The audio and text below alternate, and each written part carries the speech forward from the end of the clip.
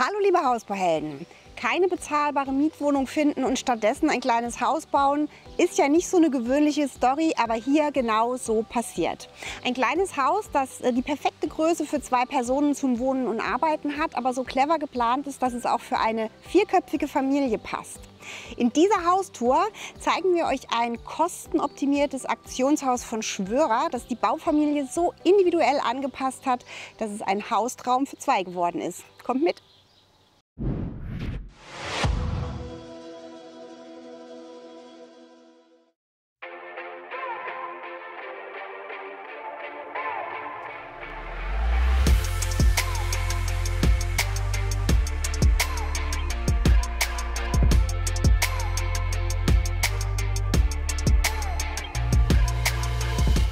Wir haben hier einen wirklich sehr kompakten Baukörper mit Außenmaßen von 9,48 Meter mal 7,85 Meter. Das Ganze hat 2 volle Geschosse. Jedes Geschoss bietet dadurch 55 Quadratmeter Wohnfläche, insgesamt also etwa 110 Quadratmeter. Das Ganze ist dann mit einem aufgesetzten 30 Grad geneigten Satteldach gemacht. Auch über die Größe der Dachüberstände haben sich die Bauherren sehr viel Gedanken gemacht. Nicht zu viel, nicht zu wenig, ist hier von der Proportion sehr gut gelungen, sind umlaufend etwa 50 cm. Auf das Dach soll noch eine Photovoltaikanlage kommen. Das ist alles schon vorgerüstet. Wichtig, da müsst ihr auf jeden Fall dran denken. Hinterher die Anlage draufsetzen ist dann kein Problem. Von der Fassadengestaltung haben wir hier im Untergeschoss eine weiße Putzfassade und der obere Bereich ist eine Holzfassade. Das ist eine Bodendeckelschalung in Anthrazit. Unser Lieblingsfarbton RAL 7016. Und diese Bodendeckelschalung ist eine sehr einfache und sehr kostengünstige Art, eine Fassade zu machen. Also es gibt immer die beiden Bodenbretter und einen Deckel. Das Ganze ist sehr pflegeleicht, weil man eben auch einzelne Latten sehr gut austauschen kann. Was die Fensteraufteilung angeht, hat sich der Bauherr hier sehr viel Gedanken gemacht. Wir werden das sehen, wenn wir nachher rundherum gucken, dass die Breiten der Fenster am Erd- und Obergeschoss immer aufeinander abgestimmt sind. Da denkt man jetzt vielleicht, das ist selbstverständlich. Sowas passiert aber nicht automatisch. Fenster sind ein gutes Stichwort. Wir haben hier relativ viele Festverglasungen. Wir haben zweifach bzw. dreifach verglaste Kunststofffenster, die innen und außen weiß sind. Und ich habe euch ja im Intro gesagt, es ist ein Aktionshaus, das vom Hersteller schon vorgeplant ist und deshalb wirklich sehr, sehr gut durchdacht ist, sehr, sehr platzsparend aufgeteilt und eben auch sehr kostengünstig ist. Trotzdem lässt es sich individualisieren. Unter anderem haben die Bauherren hier 2 Sitzfenster integriert. Wir sehen es hinter uns, eins im Erdgeschoss, eins im Obergeschoss. Auch dieses obere Geschoss, das war eigentlich nur ein halbes Geschoss, konnte man einfach auf 2 Vollgeschosse aufstocken. Und da sagt die Bauherren, das ist wirklich super, weil man dann natürlich oben ein voll nutzbares Geschoss ohne Dachschrägen hat, die einen beeinträchtigen bei der Möblierung. Und jetzt schauen wir mal vorne auf die Eingangsseite, da gibt es nämlich auch noch ein paar Besonderheiten.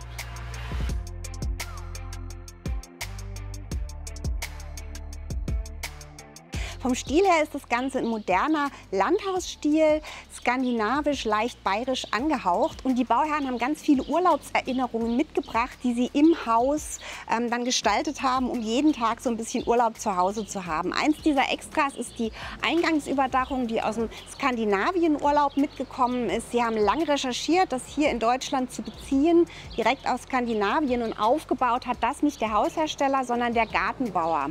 Da ein ganz wichtiger Punkt. Die Baufamilie hat gesagt, sie wollten möglichst beim Haus und auch beim Garten alles aus einer Hand, haben sich also jemanden gesucht, der die kompletten Pflasterarbeiten, die Terrasse, die Erdarbeiten im Garten, die Anlage der Hecke und eben auch dieses Ding für sie aufgebaut hat. Und sie hatten dafür am Anfang etwa so 100.000 € kalkuliert. Das braucht man auch für sowas, aber alleine durch die ganzen Unterschiede bei den Bodengutachten und beim Keller war das Geld im Prinzip schon weg. Das Haus war nämlich ursprünglich geplant auf Bodenplatte, aber weil das hier eine historische Altstadt ist und darunter kein tragfähiger Grund war, wäre die Gründung so aufwendig geworden mit Pfahlgründungen, dass der Keller nur roundabout 15.000 € mehr gekostet hätte. Und da hat sich die Baufamilie für den Keller entschieden. Und das war eine der besten Entscheidungen. Das sehen wir gleich drin, was das wirklich auch im Erdgeschoss für einen Raumgewinn bringt. Von der Fassadengestaltung haben wir hier eine Holztafelbauweise. Die Wände sind 32 cm stark hier im unteren Bereich mit einer mineralischen Dämmung. Das Ganze ist also ein hochgedämmtes Effizienzhaus 55, geheizt, wird mit einer ganz besonderen Technik. Das erzähle ich euch dann gleich, wenn wir drin sind. Und da ist dann eben auch die Photovoltaik nachher wichtig, weil man insgesamt mit Strom heizt und Strom auch selbst erzeugt und somit auch relativ autark werden kann. Aber jetzt schauen wir erstmal, wie es drin aussieht.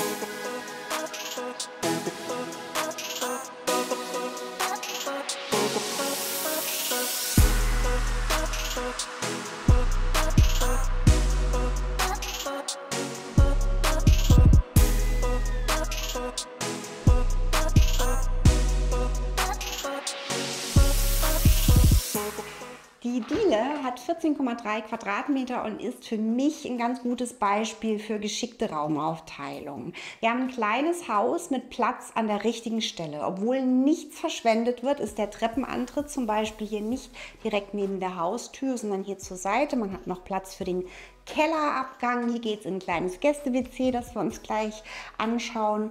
Und von der lichten Raumhöhe haben wir hier jetzt nur in Anführungsstrichen 2,32 Meter, ansonsten im Haus etwa 2,52 Meter. Das hängt damit zusammen, dass hier in dem Bereich die Decke abgehängt ist für die spezielle Lüftungsheizung, die ich eben erwähnt habe. Das ist eine Luft-Luft-Wärmepumpe, die über die Luftauslöse heizt. Die zeige ich euch nachher noch. Das ist auch eine sehr kostengünstige Lösung, weil man sich die separate Fußbodenheizung in dem Fall sparen kann. Also es wird mit einem System, werden 2 Funktionen erfüllt. Die Bauherrin sagte, sie ist Allergikerin. Es ging ihr noch nie so gut wie in diesem Haus, weil eben die Lüftungsanlage auch nur gefilterte Frischluft ins Haus bringt. An der Stelle seht ihr noch eine Besonderheit. An der einen oder anderen Stelle ist dann zusätzlich so ein Infrarotstrahlungselement drin. Wenn dann mal im Winter lang die Tür aufsteht zum Beispiel, kann man hier nachheizen. Das zeige ich euch auch noch mal in den Bädern. Das ist also wirklich super angenehm. Und die Bauherrin sagte, alle, die hier reinkommen, denken, es gäbe eine Fußbodenheizung. Es war noch nie zu kalt oder zu warm in diesem Haus. Fußbodenheizung ist ein gutes Stichwort. Wir haben hier im Haus Fliesen drin im Erdgeschoss. Das sind Fliesen in Holzoptik und die finde ich tatsächlich relativ gelungen. Da gibt es nämlich solche und solche, die sehen wahnsinnig echt aus. Von den Maßen ist jetzt 20 x 60 zwar kein Holzdielenformat, sondern ein Fliesenformat, aber ich finde es trotzdem an der Stelle sehr gelungen. Die Bauherrin sagte mir, sie wollte nur Weiß- und Holzoptik in der Grundausstattung, auch so ein bisschen skandinavischer Stil, und alles andere wird über Accessoires gemacht. Zum Thema Raumaufteilung, hier haben wir eine Nische, wo Garderobe ist. Für 2 Personen reicht das wunderbar. Saisonal werden die Sachen getauscht. In dieser schönen Sitzbank, wo man Schuhe an- und ausziehen kann, ist gleichzeitig Stauraum drin. Finde ich auch eine ganz praktische Idee. Das ist wie so eine Truhe, die man aufmachen kann. Und ein Raumwunder tatsächlich ist dieses kleine Gästebad, das nur 2,9 Quadratmeter hat und sogar Platz für eine Gästedusche bietet. Man sieht also, was man mit geschickter Raumaufteilung hinkriegen kann. Das Fenster sitzt sehr hoch. Brüstungshöhe ist 1,53. Dann kriegt man da direkt so ein Fenster mit Milchglas rein, dass einem da keiner irgendwie reinguckt. Und hat man hier auf der Seite genauso viel Platz neben der Tür, dass man so ein schmales Brett mit einem Aufsatz Waschbecken hinbekommt. Das ist alles teilweise aus der Einbauschreinerei des Hausherstellers. Also auch hier war der Gedanke wichtig, viel aus einer Hand zu kriegen.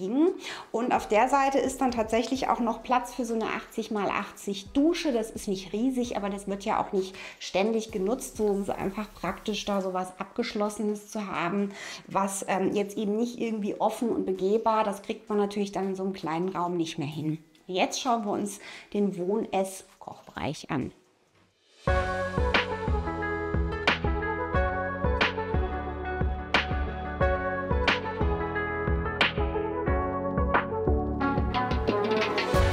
Auf dem Weg in den Wohn-Ess-Kochbereich kommen wir noch hier an diesem elektrischen Kamin vorbei. Was es damit auf sich hat, zeige ich euch jetzt gleich hier drin. Der Wohn-Ess-Kochbereich hat insgesamt 38 Quadratmeter.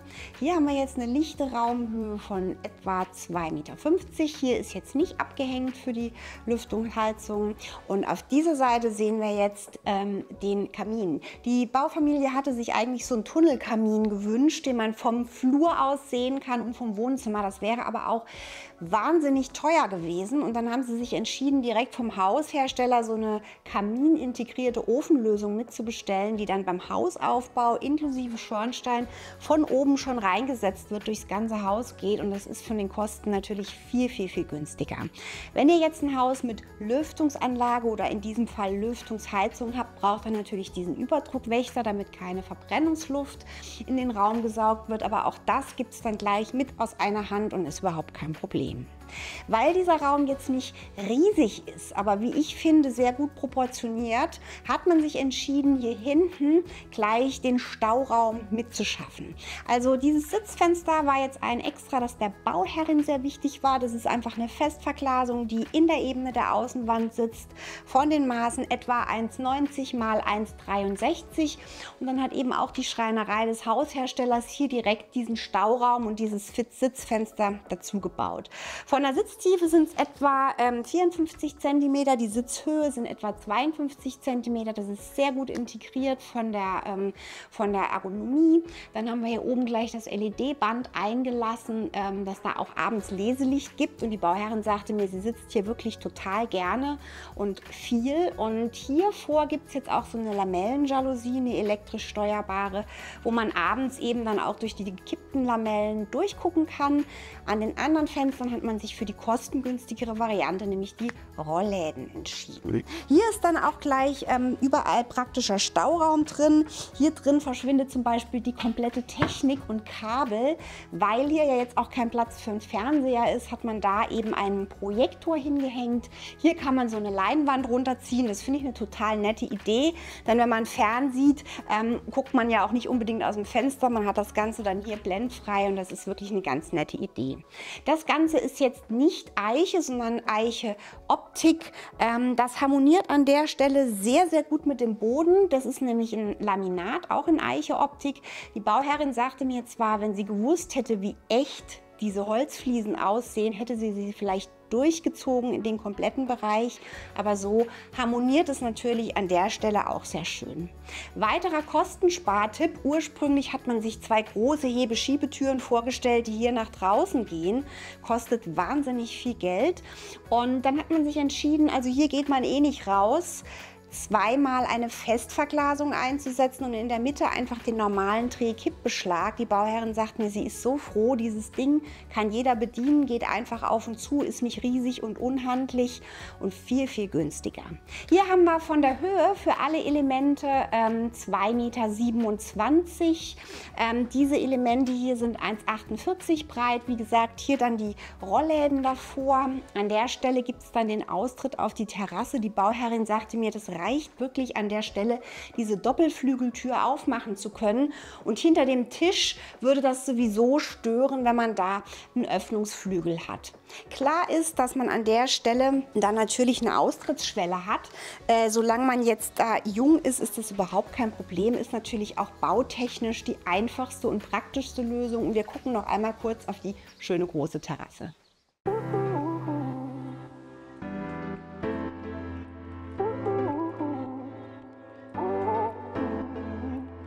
Noch ein Kostenspartipp: Hier in dem Bereich, wo man die Austrittsstelle hat, hat man diese hochwertige Granitschwelle genommen. Das ist auch wirklich wichtig, weil das dann stabil ist. Und bei den beiden Fenstern, wo niemand rausgeht, kann man dann auch die günstigere Blechlösung nehmen. Diese Terrasse hat etwa 40 Quadratmeter, ist etwas hochgesetzt, damit man sie eben hier ebenerdig anschließen kann. Sowas ist natürlich auch aufwendig. Was ich sehr schön finde, es ist optisch hier so eine Outdoor-Fliese drauf, die oben drauf wie so eine Holzoptik auch laminiert hat.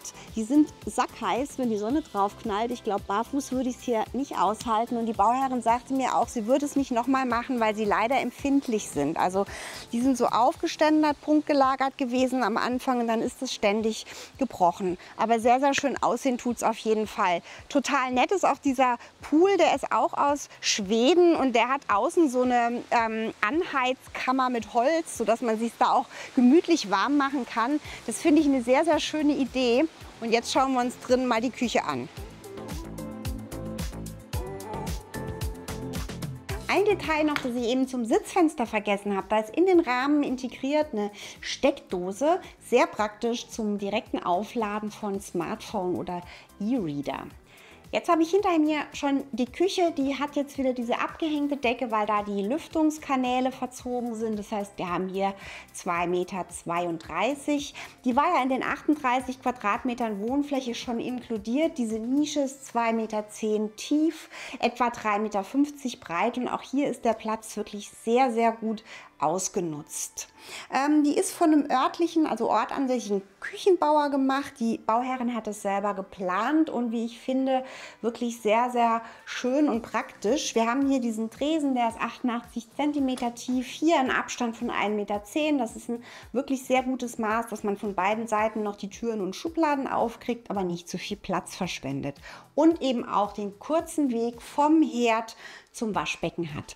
Hier haben wir wieder so ein Kochfeld mit dem Abzug nach unten. Das ist also sowieso ein Umluftsystem, was jetzt in Häusern mit Lüftungsanlage sehr, sehr praktisch ist. Dann kriegt man da keine Probleme und man hat jetzt auch hier nochmal die Möglichkeit zu sehen, diese Luft, die da abgesaugt wird. Wenn man natürlich jetzt ein Haus mit Lüftungsheizung hat, hat man in der Decke etwas mehr von diesen Luftzulässen und Absaugungen. Was ganz wichtig ist, finde ich, man hat natürlich jetzt hier genug Steckdosen auch an der Wand, ist eine Steckdose in unmittelbarer Nähe zum Kochfeld. Wenn man mal den Pürierer hier anschließen will, dann gibt es hier auch noch gleich zwei so USB-Ladebuchsen, wenn man dann das Handy hier liegen hat. Die kann man so mit einem Drehen zumachen. Das finde ich jetzt in schwarz an der Stelle sehr, sehr schön. Auch da gibt es ja unterschiedliche Modelle. Die Arbeitshöhe, ich weiß nicht, ob ich es gesagt habe, ist hier mit 93 cm relativ hoch und dann ist diese Lösung auch sehr, sehr schön, dass die Arbeitsplatte hier in dieses liegende Fenster reinläuft. Das war der Bauherrin sehr wichtig und beziehungsweise dem Bauherren, dass das alles passt, habe ich euch außen ja schon gesagt. Wir haben hier eine Breite von 1,60 oben drüber. Deshalb an der Stelle auch so ein breites Fenster und die Höhe von diesem Fenster sind etwa 51 cm. Das ist dann auch eben genau der Abstand hier und die Bauherrin sagte mir, es ist einfach super schön, weil man hier immer viel Tageslicht hat. Zusätzlich ist dann natürlich hier noch so ein LED-Band gleich mit integriert. Das sollte man wirklich nicht vergessen, dass man genug blendfreies Arbeitslicht hier auf der Arbeitsfläche hat. Und das Highlight oder das wirklich Praktische an dieser Küche ist, dass es da hinten, direkt hinten dran, noch mal eine kleine Speisekammer gibt. Die hat 5,2 Quadratmeter und die würde es nicht geben, wenn das Haus wie ursprünglich geplant nicht unterkellert wäre. Dann wäre nämlich hier die Haustechnik drin verschwunden. Und die Bauherrin sagt, diesen Raum möchte sie nicht mehr missen. Der ist kühl. Man kann, wenn man Gäste hat, mal schnell alles da reinstellen, die Tür zumachen. Man hat die Vorräte immer ganz nah zur Küche griffbereit. Und das ist wirklich einfach super praktisch.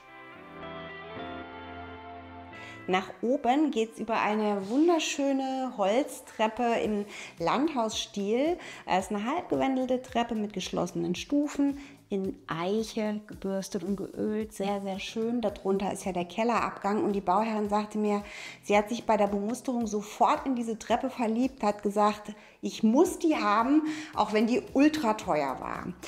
Sie ist wirklich sehr schön verarbeitet, kommt auch direkt vom Haushersteller.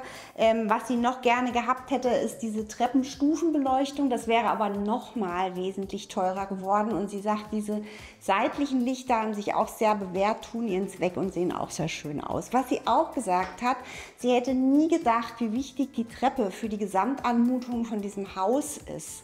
Und dass man hier auf jeden Fall was Hochwertiges wählen und niemals an der falschen Stelle sparen sollte. Und das, finde ich, ist sowieso immer ein guter Tipp. Und jetzt schauen wir mal, wie es oben aussieht.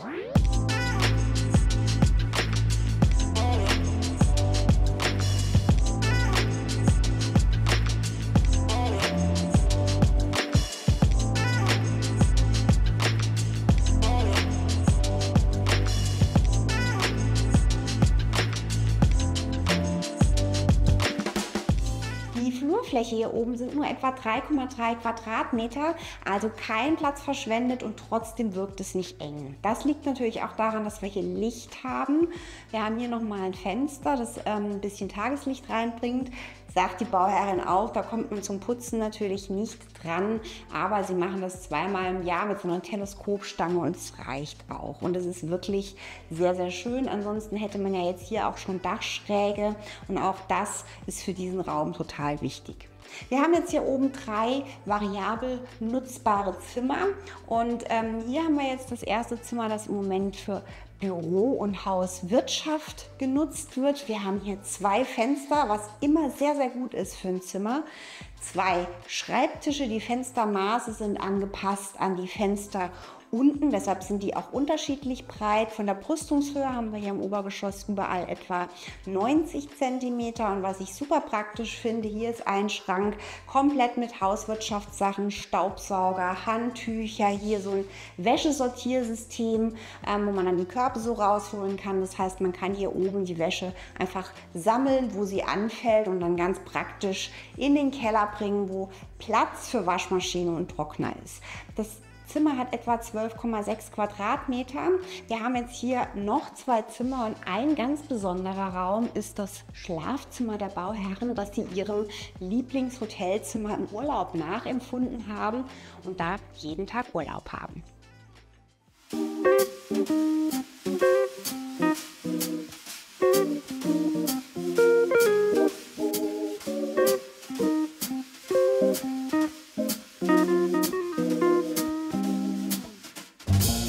Das Schlafzimmer ist 16,7 Quadratmeter groß und die Bauherrin sagt, das war ein echtes Experiment. Wir waren total mutig und wenn es uns nicht gefallen hätte, hätten wir es wieder rausgemacht.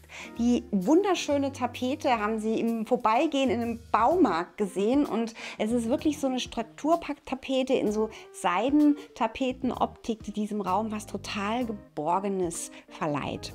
Der Hotelzimmergedanke, es ist ja dem Lieblingshotelzimmer nachempfunden, wird hier wirklich durchinszeniert. Es gibt eine Zimmerglocke und es gibt hier Getränke, die hier stehen. Das finde ich eine total nette Idee. Die Möbel sind teilweise aus England. Das Bett ist eine Sonderanfertigung aus der Schweiz. Und die Bauherrin sagte, sie haben beide ihr Leben lang schlecht geschlafen und in diesem Raum schlafen sie wunderbar. Es lohnt sich also auch, in ein Bett zu investieren, das abgestimmt ist auf die eigenen Schlafgewohnheiten und auch von der Höhe, was ganz Besonderes ist. Das ist jetzt hier so ein Boxspringbett, das 70 cm hoch ist. Die Brüstungshöhe hier ist 90 cm, das Fenster ist 1,96 breit. Und wenn man in diesem relativ hohen Bett liegt, kann man hier rausgucken. Man sieht wirklich den blauen Himmel, die Bäume. Man hat dann eben nicht das Problem, dass man auf die Nachbarn guckt. Deshalb ist diese Brüstung hier oben genau richtig.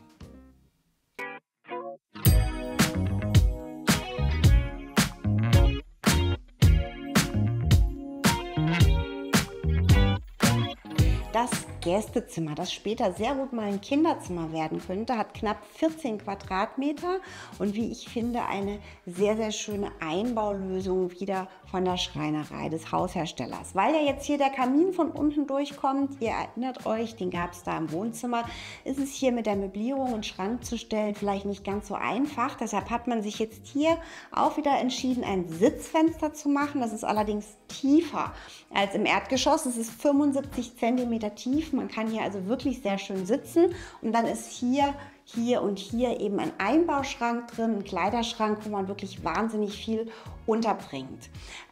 Die Sitzhöhe ist hier auch wieder 52 cm. Die Maße sind wie unten etwa 1,90 x 1,63 und die Bauherrin sagte mir, wenn ihre Nichte zu Besuch ist, legt sie sich hier eine kleine Kindermatratze rein. Man hängt hier ein Handtuch oder einen Vorhang davor und dann schläft die hier in dem Sitzfenster, kann nochmal rausgucken zu den Erwachsenen, die da an der Feuerstelle im Garten sitzen und es wäre für mich wirklich ein Kindheitstraum, so ein Sitzfenster in meinem Zimmer gehabt zu haben.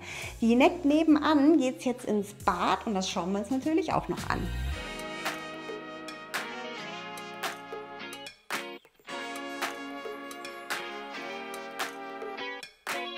Das Bad ist 9,6 Quadratmeter groß und wirklich mal was anderes als das übliche Grau-Weiß, das man immer in Musterhäusern sieht. Die Idee, diese Fliese, die man auf dem Boden hat in Holzoptik, hier an den Objekten, sprich Wanne und Dusche, auch bis oben hin hochzuziehen, kommt wohl auch aus einem Hotel. Die übrigen Wände sind dann mit der Fliese belegt, die wir auch unten in der Küche auf dem Boden und im Bad schon gesehen haben. Und die ist wirklich sehr, sehr schön. Die Bauherrin sagte mir, also alles, was man hier im Bad sieht, ist in der Ausstattung des Hausherstellers zu erhalten. Leider haben sie da überall aufbemustert. Trotzdem sagt sie, diese Fliese ist sehr, sehr günstig und die sieht sehr hochwertig aus. Das ist so ein bisschen mit so einem Glimmereffekt, wie so ein heller Naturstein, und die ist wirklich sehr schön. Die Wand ist übrigens überall mit Raufaser gemacht, statt jetzt Malervlies gestrichen oder verputzt. Auch da sagte sie, das ist günstiger und es ist auch pflegeleichter. Man kann das wirklich mal abwischen oder auch partiell was nachstreichen, ohne dass man das sieht. Das haben sie auch schon ausprobiert. Das war ein Tipp aus der Bemusterung und sie sagt, das gefällt ihr auch sehr, sehr gut. Man kann das auch hier sehen, dieser Spiegel übrigens auch vom Hersteller mit dem Streiflicht, der bringt dann diese Struktur ganz schön zur Geltung und das ist wirklich eigentlich eine Sache, die man sich überlegen sollte. Wir haben jetzt hier, was die Ausstattung angeht, an der Decke nochmal so einen Infrarotstrahler. Sie sagt, wenn man das kurz vorm Duschen anmacht, ist das wirklich super, super angenehm, wenn es jetzt im Winter doch mal ein bisschen kühler ist. Der macht ja auch den Fußboden warm durch die Strahlungswärme und man hat also hier wirklich, man vermisst wirklich keine Fußbodenheizung. Auch diese Einbauspots in der Decke, sagt sie, möchte sie nicht mehr missen. Die sind zwar auch etwas teurer, diese Deckenintegrierten, wenn man die gleich vom Haushersteller mitnimmt, aber auch hinterher einzelne Leuchten zu kaufen, um vom Elektriker installieren zu lassen, kostet viel Geld, und wenn man das in der Planung gut platziert, dann ist man da einfach fertig, wenn man einzieht und hat nicht irgendwo Monate oder Jahre lang eine Glühbirne hängen. Wir haben jetzt hier umlaufend einen Fliesenspiegel auf Höhe von 1,20. Hier sehr schön die Vorwandinstallation, die man braucht. Etwa 24 cm tief, einfach abgedeckt mit so einer ganz dünnen Mineralgussplatte in Weiß. Das ist super pflegeleicht, abwischbar. Kann man also ganz, ganz toll benutzen. Dann hier einfach einen Doppelwaschtisch eingelassen, in die Fenster gleich so ein Milchglas eingesetzt, so ein Strukturglas, dass einem dann niemand reinguckt, finde ich im Bad wirklich auch eine gute Idee. Da ist dann die Brüstung so hochgesetzt, da guckt einem sowieso keiner rein. Das ist fürs Bad immer eine gute Sache. Und was ich noch gefragt habe, ist, was denn das hier für ein Vorsprung ist, sagt sie, ja, das war so eigentlich nicht geplant, da läuft aber irgendwie noch mal ein Rohr, und sie findet es im Nachhinein total praktisch. Da kann man sich hinsetzen, man kann den Fuß hochstellen, wenn man sich die Nägel macht, und auch das möchte sie nicht mehr missen. Wir haben jetzt hier auf der anderen Seite eine Nische, da ist davor das WC. Das ist halt immer so eine Sache, möchte man das, wenn man die Tür aufmacht, direkt sehen, aber für dieses Bad ist es einfach so praktisch. Dahinter ist die Dusche, die ist 90 x 90 mit einem Regenduschkopf und auch gleich so einer integrierten Abstellnische, auch in Mineralguss gemacht. Sehr, sehr schön mit den abgerundeten Ecken. Hier hätte man sich noch mal einen Strahler vorstellen können, wobei vielleicht will man sich beim Duschen auch gar nicht genau sehen.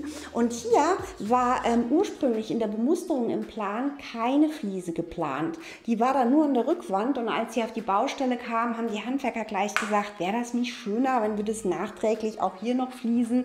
Und das haben sie dann einfach gemacht, und ich finde, das war eine sehr, sehr gute Lösung. Und die Bauherrin war einfach froh, dass die Truppe mitgedacht und auch noch auf der Baustelle Wünsche erfüllt hat. Jetzt haben wir alle Räume im Haustraum für 2 gesehen. Eine Preisinfo für das Aktionshaus, auf dem dieses Haus basiert, das natürlich individuell umgestaltet wurde, mache ich euch unten in die Videobeschreibung rein. Dort findet ihr wie immer auch den Link in unsere Hausdatenbank, wenn ihr euch die Grundrisse nochmal anschauen wollt. Wenn ihr noch mehr Videos von dem Hersteller sehen wollt, habe ich euch die hier nochmal eingeblendet, und wenn ihr insgesamt noch mehr Videos von uns schauen wollt, dann abonniert doch unseren Kanal. Am besten mit Glocke, denn dann verpasst ihr auch alle weiteren Videos nicht von und für Hausbauhelden.